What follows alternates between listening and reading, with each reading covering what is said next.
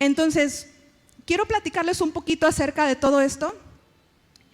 La verdad es que ha sido muy bonito, puedo decir, mi experiencia ha sido muy bonito el trabajar con este tipo de personas, porque es todo un mundo diferente a lo que nosotros vivimos.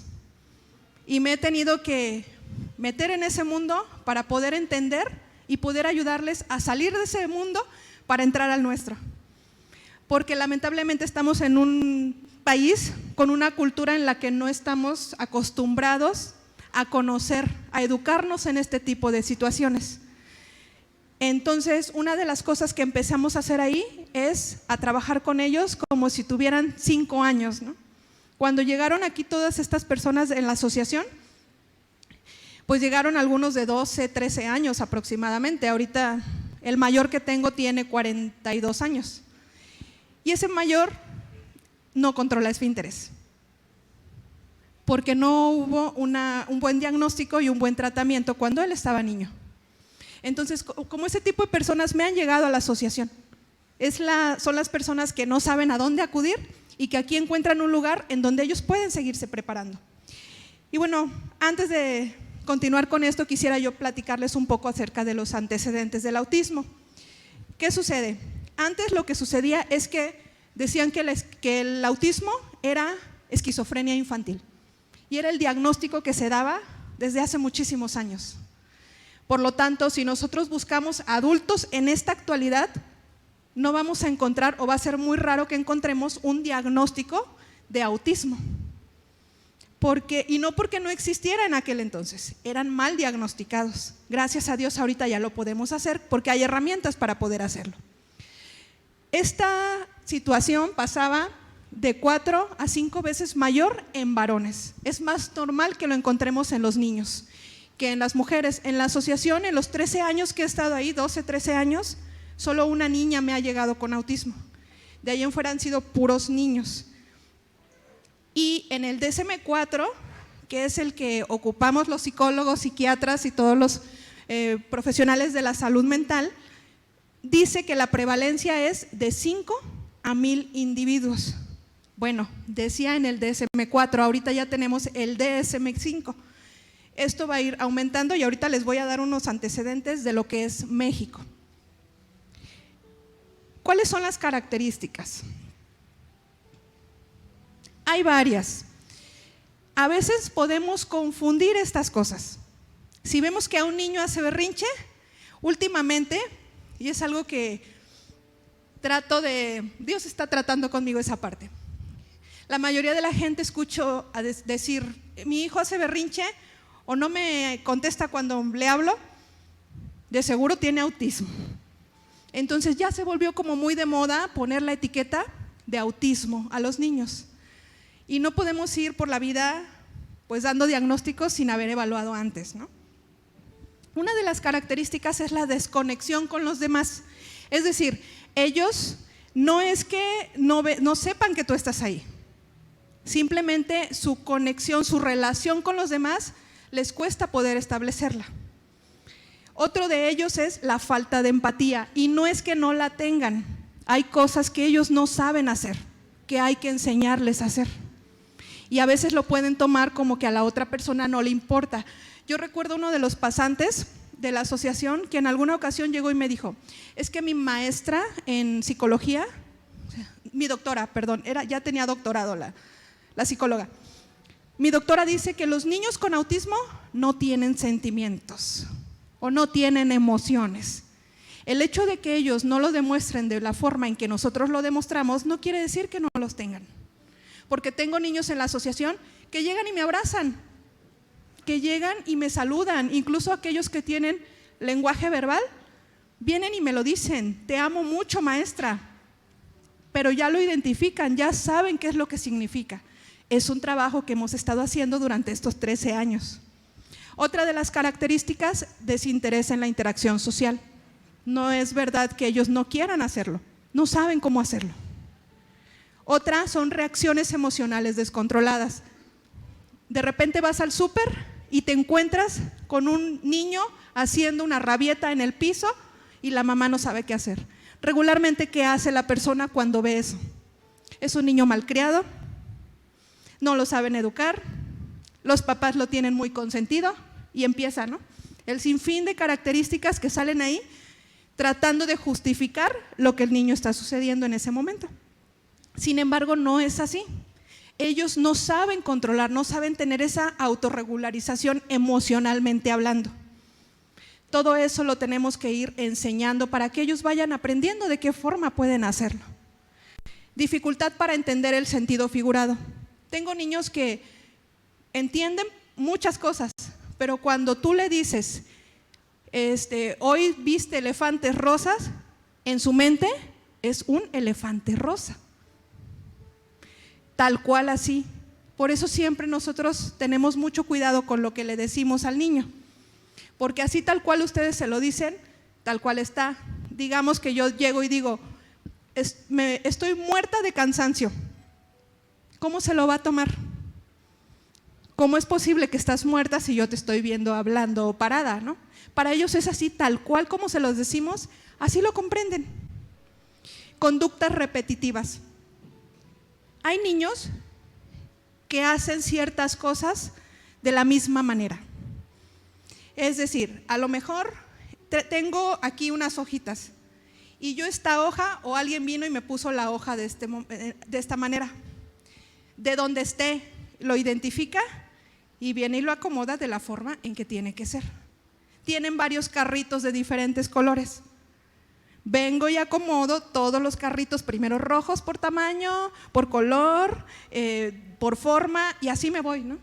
Empiezan a tener ciertos comportamientos repetitivos que nos puede dar pauta a pensar en un posible diagnóstico, en una posible detección. Pero no todos los niños lo hacen. Hay niños que no tienen todas estas características, sin embargo, sí son características como muy importantes dentro de una detección. No estamos hablando de evaluación, estamos hablando de detección nada más. Trastorno de pica. ¿Alguien sabe qué es un trastorno de pica? ¿Qué sucede? Por allá está un buen alumno contestando. El trastorno de pica es aquel que nos hace tal vez llevarnos a la boca o comer cosas que no son alimentos, como por ejemplo la tierra, jabón o ese tipo de cosas que para ellos no es consciente que no lo pueden comer. Entonces regularmente eso sucede en un niño con autismo. Esto se hace, alrededor de 30% de los niños con autismo hacen esto. No todos, pero como un porcentaje del 30%. Sensibilidad aguda a estímulos externos. Las luces les pueden molestar, algunos colores les pueden molestar, algunos ruidos ni se diga. Tengo unos gemelos que ahorita ellos tienen 26 años, llegaron conmigo cuando tenían 12 o 13 años. Uno de ellos no me dejaba ni acercarme a él, el otro sin problema, yo trabajé con él y súper dispuesto y todo. Si yo me acercaba a 3 metros de él, ya me estaba aventando la patada. Y bueno, ahorita el niño mide 1,80. ¿Qué tanto pude haber yo crecido desde hace 10 años ahorita? No mucho, ¿verdad? Entonces estaba más alto que yo. Y algo que a él no le gustaba es que yo me acercara a él. Y aparte de eso, no le gustaba que tocara absolutamente nada que tuviera que ver con él, no solo físicamente, contacto físico, sino las cosas que eran suyas, ¿no? Había otro niño que hacía un determinado ruido que yo no me percataba de ese ruido. Con la boca, él hacía ese ruido y de repente el otro explotaba, ¿no? Y cuando explotaba se iba contra mí. Y nosotros terminábamos en el piso, terminé ahí con ropa rota, manos lastimadas, despeinada, nada de aretes, nada de cadenas, me olvidé del glamour. ¿Por qué? Porque yo tenía que trabajar con ese tipo de situaciones. Pasaron 4 años así, en el que todos los días nosotros terminábamos desgreñados, tirados en el piso. Y yo llegaba a mi casa, ¿cómo creen que llegaba? Bien contenta, ¿verdad? Gozosa en el Señor. Yo llegaba a mi casa a llorar y yo decía, esto no es para mí, esto no es lo mío, yo tengo que buscarme otro trabajo porque esto no es lo mío. Y ahorita, después de Años después, como 8 años, mi mamá me decía, bueno, hija, ¿por qué te gusta ese trabajo? ¿Por qué sigues ahí? En realidad, mi mamá me vio muchas veces en las que yo llegaba lastimada, maltratada. Sin embargo, yo en un momento fue decir, ya no quiero seguir aquí, pero algo me tuvo ahí todavía. Entonces, ¿qué fue lo que hice? Empecé a actualizarme en cuanto al tema de autismo. Y yo dije, no, el niño yo sé que no me está agrediendo porque tenga algo contra mí. El niño no se sabe comunicar conmigo y la forma en que se comunica es siendo agresivo. Tengo otros niños que se autoagreden. Este es el único que siempre me agredía, los demás no. Los demás se autoagredían o se pegaban entre ellos. La asociación ha sido una batalla campal. Los vecinos yo creo que han escuchado miles de veces y han de pensar que maltratamos a la gente ahí, los torturamos o algo les hacemos, pero no es así. ¿Qué pasaba? Pues si no eran gritos, eran golpes, en las puertas, en las ventanas, rompieron muchísimas veces cristales. Y yo más que pensar en el cristal es pensar en que no se lastimaran ellos, ¿no? Que se fueran a cortar o algo. Bueno, este niño que les digo, era bien complicado el poder acercarme a él. Y cuando él escuchaba un ruido que nadie detectaba más que él, se alteraba muchísimo. Tuve que aprender a identificar esas cosas que yo no me daba cuenta.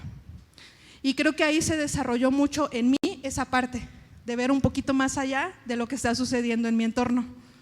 Gracias a ellos, porque tenía yo que anticiparme a las cosas que pudieran suceder con ellos. Fue un trabajo difícil, 3, 4 años estuve así en el que ya no sé ni por dónde, hasta que empecé a identificar. Hay un niño que no habla para nada, solo hace ruidos. Y diversos ruidos es como, está a punto de alterarse. Este ruido es porque quiere hacer berrinche, porque quiere ir al baño. Y aprendí a identificar todo ese tipo de sonidos o de la forma en que ellos se comunicaban conmigo. Algo que sucede ahorita en la asociación es que nosotros no podíamos tener ruido en la escuela. Teníamos ventanas cerradas, no teníamos música ni se dijera, jamás, ¿no? Porque había algunos que les molestaba ese ruido. Actualmente llegan los gemelos, enchufan la radio, ponen la estación que ellos quieren, le suben hasta donde ellos quieren y todo el día tenemos música. No nos aburrimos ya en la asociación ni andamos peleando con los chiquillos.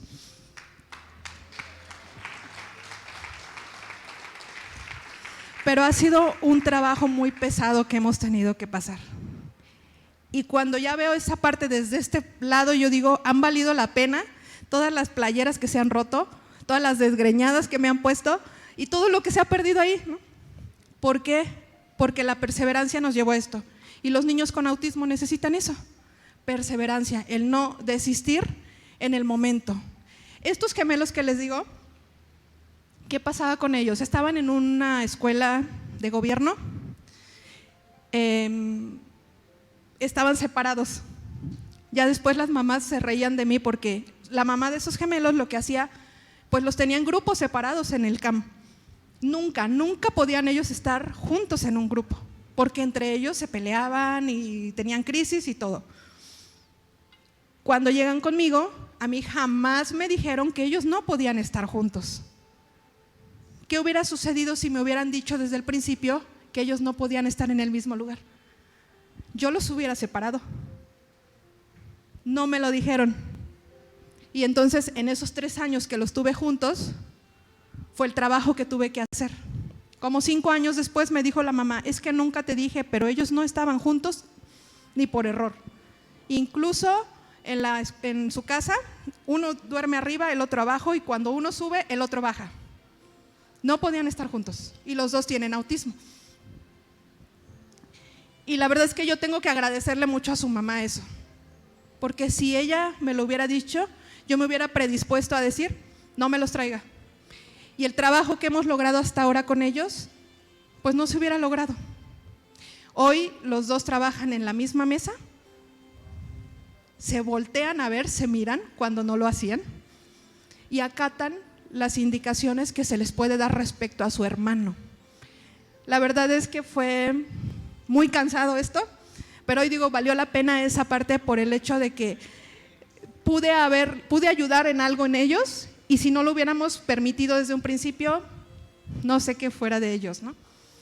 Y la mamá, yo la escucho y está muy agradecida con eso, porque ahorita, por ejemplo, sus hijos ya les ayudan, su mamá les dice, son los chachos de la casa, ya les ayudan a subir la ropa, a bajarla, ya reciben indicaciones y las hacen, porque el que les comento que se alteraba mucho, ustedes le pedían algo y por allá te soltaba la cachetada. ¿Cómo le ibas a dar una indicación a él? Ahorita no, ya es Javier tal cosa, inmediatamente va y lo hace.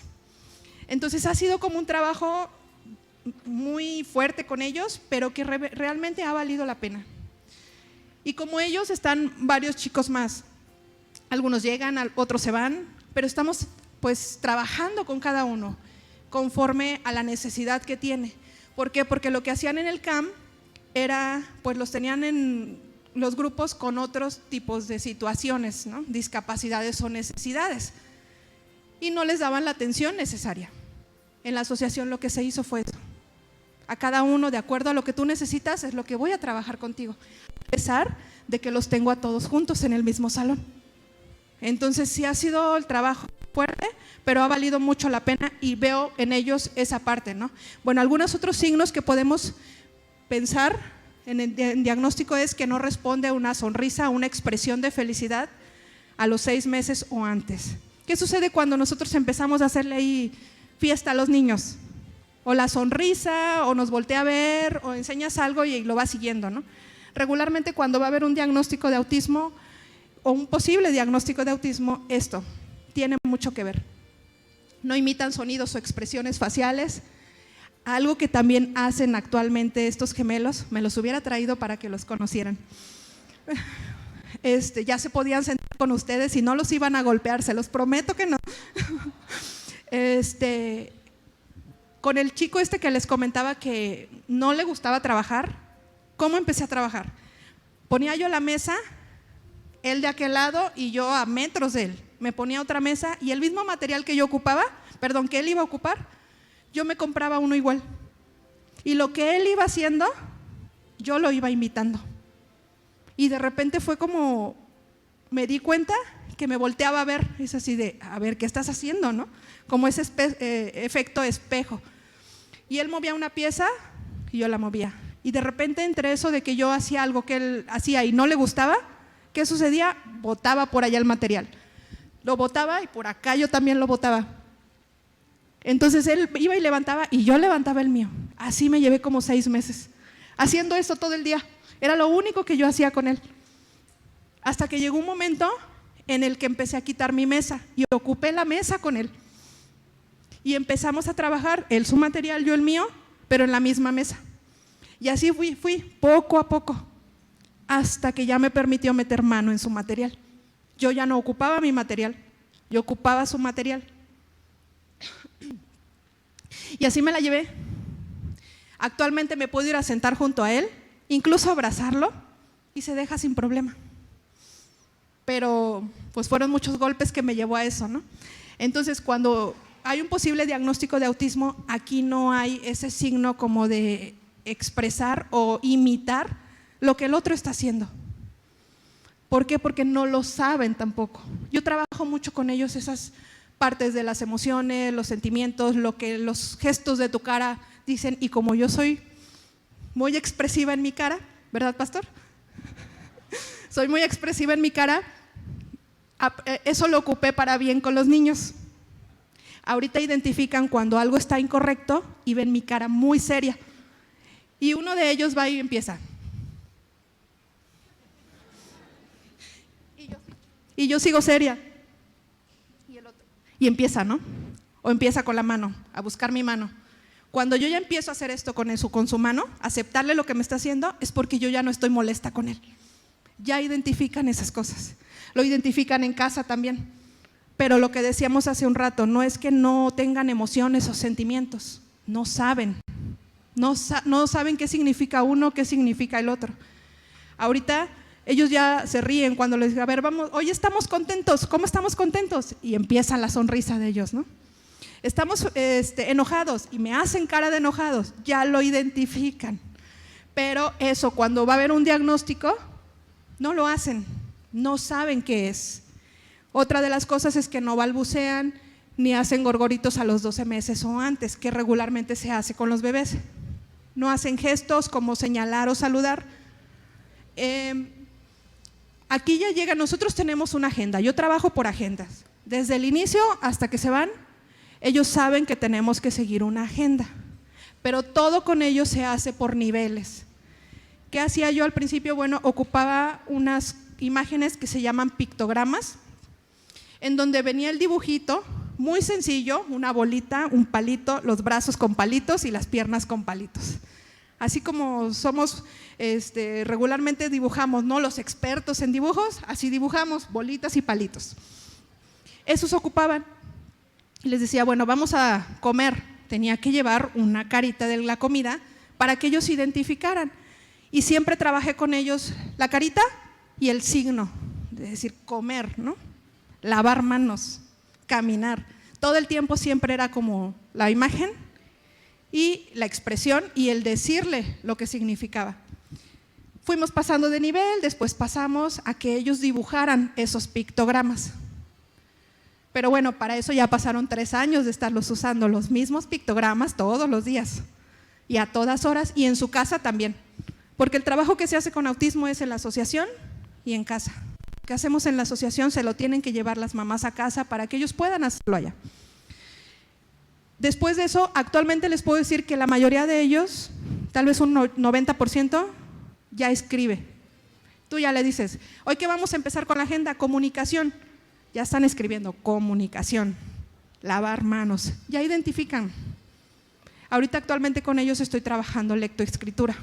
Es más complicado el trabajo con ellos, pero de verdad que sí lo están aprendiendo muy bien. Y es algo que veo que realmente lo identifican, porque cuando vamos en la calle, porque déjenme decirle que los gemelos se van conmigo en autobús, en camión, a la asociación. A ellos les encanta andar en camión. Entonces podemos irnos a caminar por todo Jalapa y ellos son felices. La que se cansa soy yo, ¿verdad? Pero ellos felices de la vida y llegan con pila para poder seguir.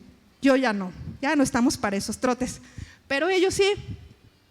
Entonces ahora ya identifican no solo imágenes, no solo signos, también palabras ya. Pero han sido 10 años trabajando con eso.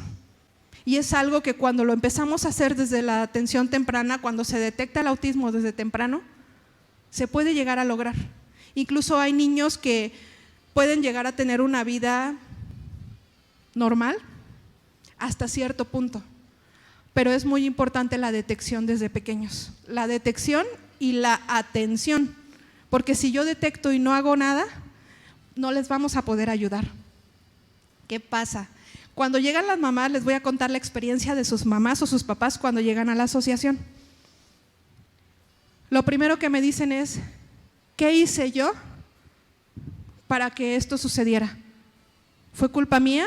¿Fue culpa de mi esposo? ¿O de quién fue culpa? Y se enfrascan tanto en eso que se olvidan de lo que importa en ese momento. Y no es que no sea importante vivir ese proceso de duelo, porque ellos van a vivir un proceso de duelo. Cuando un hijo nace, ya se están imaginando tal vez el futuro de sus hijos. Y de repente viene algo y les dicen, tiene autismo. ¿Qué va a pasar con todo lo que en su cabeza ya se imaginaron? La historia que sus papás hicieron, ¿no? Es una pérdida para ellos. Tienen que vivir ese duelo. Sin embargo, también tenemos pues que ayudar al niño, que es lo importante también en ese. Es como que vamos a la par. Trabajar con los papás, el proceso de duelo, y empezar a trabajar con el niño. Y creo que es más complicado eso que trabajar con los niños. Porque el tratamiento, cuando tú ya sabes las necesidades de cada uno, sabes qué trabajar. Pero cuando no las sabes, pues trabajas para cansarte nada más. Y ni ayudas a los papás y ni ayudas a los niños. Y en ese caso los papás, la verdad es que ha sido un trabajo más fuerte con ellos por esa parte de decir, ¿qué hice? Y hay papás que viven en la negación durante muchos años, Entonces, ¿qué necesitamos hacer? No podemos inventarles diagnósticos a los niños nada más porque sí. Hay algunas características, ya las vimos, sin embargo, esto no nos garantiza que sea autismo. Hay niños que, por ejemplo, no solo tienen autismo, todavía viene aunado con algún otro trastorno que empeora el trabajo. ¿Se puede lograr? Claro que sí. Tengo un niño, actualmente ya no va a la asociación desde la pandemia, pero había un niño con síndrome Down y autismo. Tenía otro con déficit de atención y autismo, que fue de las cosas que más me costaron también. Y así, varios pueden tener alguna otra cosa, pero algo importante aquí es que siempre se tiene que trabajar, no el autismo, sino trabajar todos los síntomas que vienen con todo esto. Porque si yo trabajo autismo y no trabajo con los síntomas, lo único que va a suceder es que vamos a estar perdiendo el tiempo con el niño o los papás. Porque si no trabajo todo lo que está alrededor, va a ser muy difícil que yo capte la atención o del papá o del niño para darle las herramientas que ellos necesitan. Tengo una mamá que lleva con nosotros como 9 años y de repente se va porque pues quiere ver resultados rapidísimo. Sin embargo, es un trabajo pues de mucho tiempo. Les digo, hay 12, 13 años que llevo con ellos y a pesar de eso todavía hay cosas que tenemos que trabajar. Estos gemelos, uno de ellos les decía a su mamá que era Pepe, porque le gustaba andar de pepenador buscando botellas en la basura. Dice, ahí viene Pepe, ¿no? Y el otro era Don Gargamel, porque se enojaba por todo, no le podíamos decir nada porque se enojaba y explotaba y por allá iba el golpe. Cuando tú trabajas los síntomas de autismo, llega al punto en el que todas esas cosas, malos hábitos que ellos puedan traer, van desvaneciéndose. Sin embargo, cuando un mal hábito se va, llega otro. Y durante estos 12 o 13 años he caminado con eso. Ya le quitamos el espíritu de pepenador. Ahora pasa por todas las casas, ven que luego pasan los periódicos por debajo de las puertas, pasa por todas las casas jalando los periódicos de Coppel, de Electra y de todo, ¿no? En su casa tiene un bonche así lleno de periódicos. Estamos trabajando con eso. A lo que voy con esto es que el autismo no se va a quitar. El autismo es constante, el trabajo que se tiene que estar haciendo. Porque podemos mejorar algo, pero lo siguiente es que va a aparecer algo más. Y vamos a tener que seguir trabajando con eso. Y aquí tienen mucho que ver los papás, lo que ellos hagan para poder ayudar a su hijo. Ahora, ¿cómo se presenta? Comienza en los primeros años, lo que decíamos, provoca problemas para desenvolverse en la sociedad y se presentan los síntomas en el primer año. Hay mamás que luego empiezan a ver algún síntoma y dicen, ¿no tendrá autismo? Necesitamos ir, para poder tener un diagnóstico, necesitamos ir con los especialistas. Yo en la asociación, yo no acepto a ningún niño que no me lleve ya un diagnóstico. Yo lo que hago con ellos es tratamiento. Si no me llevas diagnóstico, yo te envío primero a que pases por las 3 cosas, por las 3 áreas que tú tienes que pasar antes de llegar conmigo. Primero, el diagnóstico lo vamos a hacer por descarte, digamos así. No hay una herramienta que yo venga y les diga, contesten este test y con esto nos van a decir si tienes autismo o no tienes autismo. Eso no sucede. Lamentablemente no sucede. Y los diagnósticos son muy caros. Fácil andan entre 8,000 y 10,000 pesos, lo baratito. Y son evaluaciones que se hacen no en 1 hora, 2 horas, son semanas a veces que se tienen que llevar todo el proceso porque vamos descartando. ¿Qué tenemos que descartar? Para empezar tenemos que ir con el médico general, para que él descarte alguna otra situación que pudiera estar pasando con tu hijo y que nos diga, ok, ya descartamos esto, ve al neurólogo, él te puede ayudar ya en otro nivel, ¿no? De decir, bueno, vamos a verlo desde el área neurológica, si hay algo por ahí que no esté funcionando bien y que por eso es el comportamiento del niño. Ya fuimos con el neurólogo y resulta que también las cosas pues están ya descartadas en el hecho de que hay algo mal. El neurólogo regularmente dice posible diagnóstico de autismo. El neurólogo nunca les va a decir tiene autismo. Posible diagnóstico de autismo. ¿Y qué hacen? Bueno, lo mandan a empezar con las pruebas que vamos a empezar a descartar si hay o no hay. Son 3 etapas que existen para poder hacer la evaluación. La primera, empezamos a descartar que no haya alguna otra situación que pudiera estar generando con eso. Regularmente en la primera etapa de este diagnóstico salen TDAH, algún problema de aprendizaje, ese tipo de cosas que dices, bueno, ya me quedé en el primer nivel, ya no pasé al segundo, ya no tiene autismo. Sin embargo, cuando salen ciertos parámetros por debajo de lo que debería estar, entonces dices, posiblemente, pasamos a lo segundo. Empieza otra vez, otra evaluación con el niño, y si sale por debajo de los parámetros, no me quiero meter mucho en este asunto porque son términos que la verdad a veces hasta a mí se me olvidan los nombres, raros. Pero pasas en la siguiente etapa, parámetros por debajo de lo que debería, entonces dices, ok, vamos a la tercera etapa. Y aún en la tercera etapa todavía podemos descartar que sea autismo. Entonces, desde el momento en el que te dicen posible autismo, los papás ya se fueron para abajo. La mamá de los gemelos, cuando platicábamos de cómo fue su diagnóstico, me decía, pues yo salí del SEM, el neurólogo me dijo, tiene autismo, cosa que no deberían de hacer los neurólogos, y me salí. El SEM está por donde está el hotel donde se hospedaron algunos de ustedes. De ahí se vino a caminar por toda la avenida, hasta, de hecho ella vive por aquí cerca, por toda la avenida llorando a mar de lágrimas, decir, ¿qué voy a hacer con mis hijos? ¿Qué va a suceder? ¿No? Y aquí 2 cosas que suceden durante el diagnóstico. O te agarras el valor de decir, tengo que ayudar a mi hijo, o nos vamos para abajo. Tengo mamás que llevan 8 o 9 años tratando de entender por qué su hijo está como está. ¿Y cómo creen que está el hijo en este momento después de 8 años que sigue trabajando conmigo? Siguen las mismas que cuando llegó. Porque su mamá sigue tratando de entender qué va a hacer con su hijo o por qué su hijo fue diagnosticado con autismo. Los papás aquí tienen mucho que ver con esto. El trabajo lo hace el terapeuta, el psicólogo. Sin embargo, los papás hacen el trabajo más fuerte porque son los que están en casa con sus hijos. Son los que tienen que hacer la labor día con día, porque yo estoy 5 horas diarias con él, 5 o 6 horas. ¿Y las demás horas dónde están? En casa. Entonces nos enfocamos más en capacitar a los papás para que sean ellos los que nos ayuden en casa.